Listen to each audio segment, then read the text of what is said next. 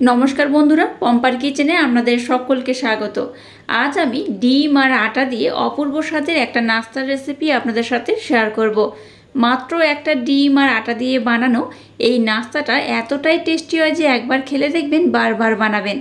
বাইরে থেকে মুচমুচে আর ভিতরে পুরে ভরপুর। বৃষ্টির সন্ধ্যাতে চায়ের সাথে এমন একটা নাস্তা থাকলে জাস্ট জমে যাবে।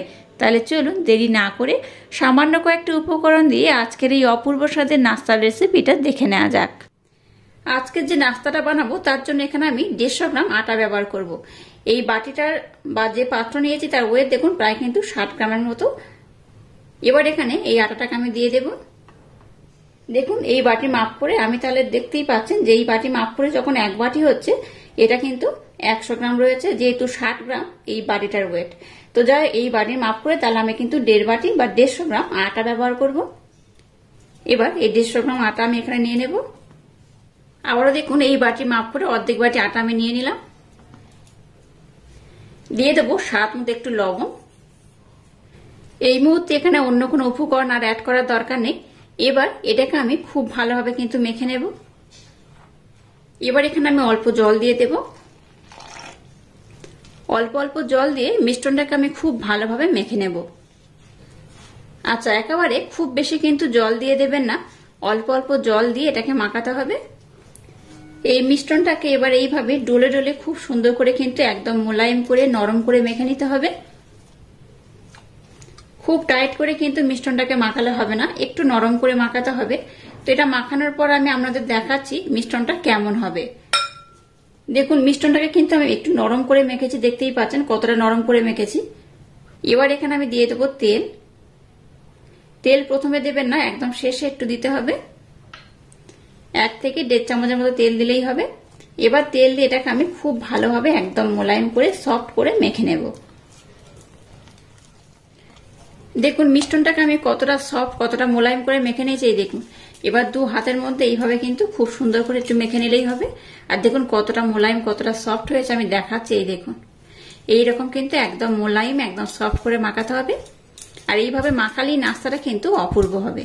যাক, মিশ্রণটাকে আমি একদম রেডি করে নিয়েছি। আবারও উপর দিয়ে একটু তেল আমি এইভাবে লাগিয়ে দেব। আর মাখার দরকার নেই, জাস্ট একটু এইভাবে লাগিয়ে দিলেই হবে। এবার এটাকে আমি ঢাকা দিয়ে 15 মিনিটের জন্য রেস্টে রেখে দেব। 15 মিনিটে ততক্ষণ আমি আরেকটা কাজ কমপ্লিট করব। আবার 15 মিনিট পর আমি দেখাচ্ছি মিশ্রণটা কেমন হবে। এবার দেখুন দুটো পেঁয়াজ এখানে আমি নিয়ে নিয়েছি। পেঁয়াজটাকে এবার আমি ভালোভাবে কিন্তু কেটে নেব।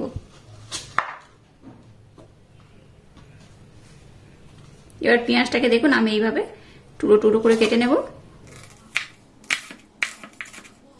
এবার দেখুন গ্যাসটাকে জেলে দিয়ে একটা ফ্রাই প্যান বসিয়ে দিয়েছি। ফ্রাই প্যানটাকে একটু ভালোভাবে গরম করে নিয়েছি। এবার এর মধ্যে আমি দিয়ে দিলাম তেল। তেলের পরিমাণটা খুব বেশি দেওয়ার দরকার নেই, অল্প করে দিলেই হবে। 2 থেকে 3 চামচ ব্যবহার করলেই হবে। তেলটাকে গরম করে নিয়েছি। এবার দেখুন যে পেঁয়াজটাকে আমি কেটে নিলাম সেই দুটো পেঁয়াজ এখানে আমি দিয়ে দেব। দিয়ে দেবো একটা কাঁচা লঙ্কা। গ্যাসের ফ্লেমটাকে একটু হালকা লো টু মিডিয়াম দিয়ে পেঁয়াজটাকে একটু হালকা আমি লাল লাল করে ভেজে নেব। দেখুন পেঁয়াজটাকে কিন্তু আমি একটু হালকা লাল লাল করে ভেজে নিয়েছি, খুব কিন্তু লাল করিনি, দেখে বুঝতেই পারছেন একদম লাল করলে হবে না। এরকম একটু হালকা লাল লাল করে ভেজে নিলেই হবে। এবার 1/2 চামচ আদা রসুনের পেস্ট এখানে দিয়ে দেব। আবার এটাকে একটু নাড়াচাড়া করে নেব। জিরে গুঁড়ো দিয়ে দেবো একদম অল্প করে।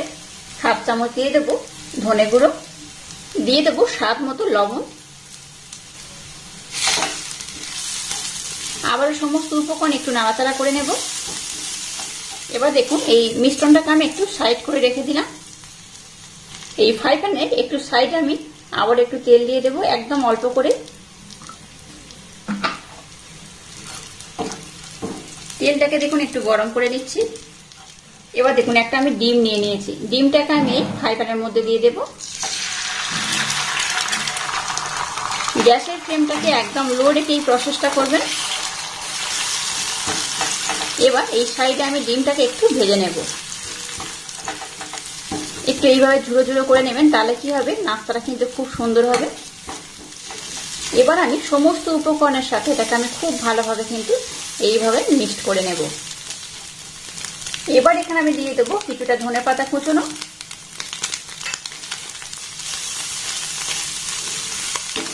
এই ধনেপাতা একদম কিন্তু শেষে ব্যবহার করবেন, তাতে কি হবে ধনেপাতার যে স্মেলটা সেটা কিন্তু খুব ভালোভাবে পাওয়া যাবে।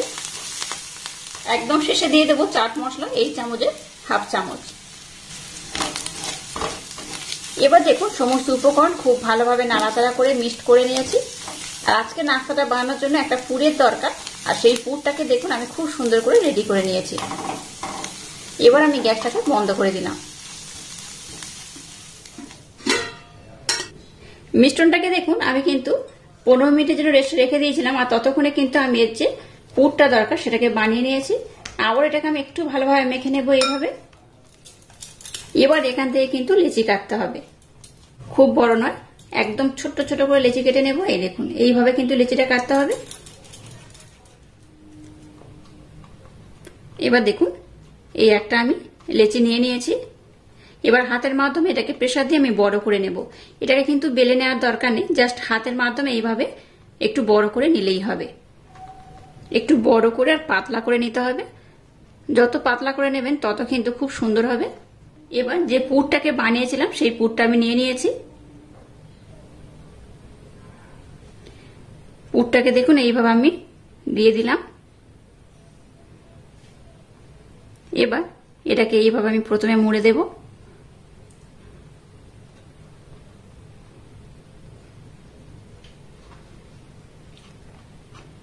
এবার এই পোর্শন থেকে ধরে কিন্তু এইভাবে মুড়ে নিতে হবে। এবার দেখুন এটাকে আমি কিন্তু রাউন্ড করে নিচ্ছি।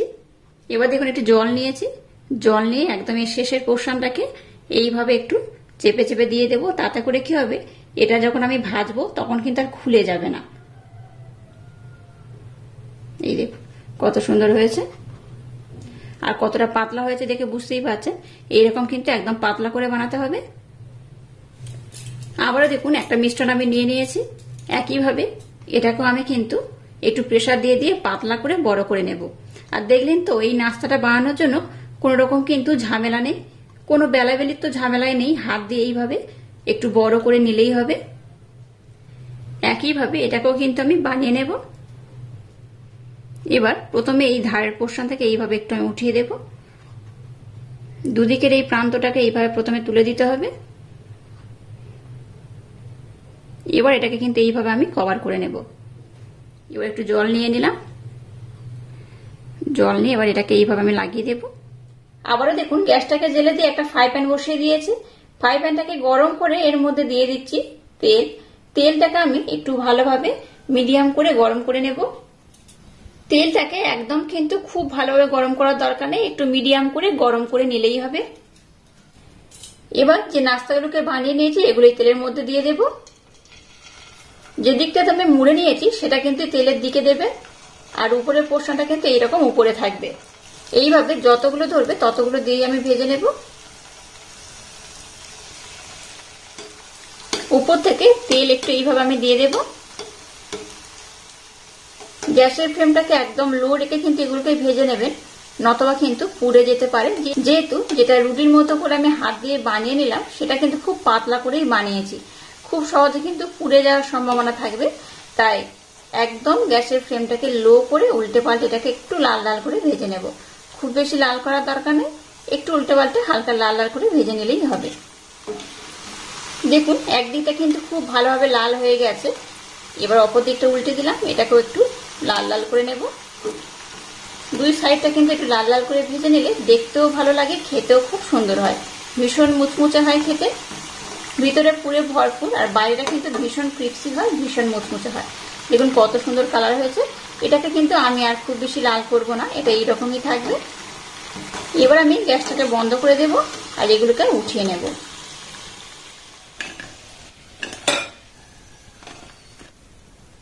দেখুন সবগুলোকে আমি কত সুন্দর করে ভেজে নিয়েছি, আর খুব সুন্দর করে কিন্তু এগুলোকে বানিয়েও নিয়েছি, দেখতেই পাচ্ছেন।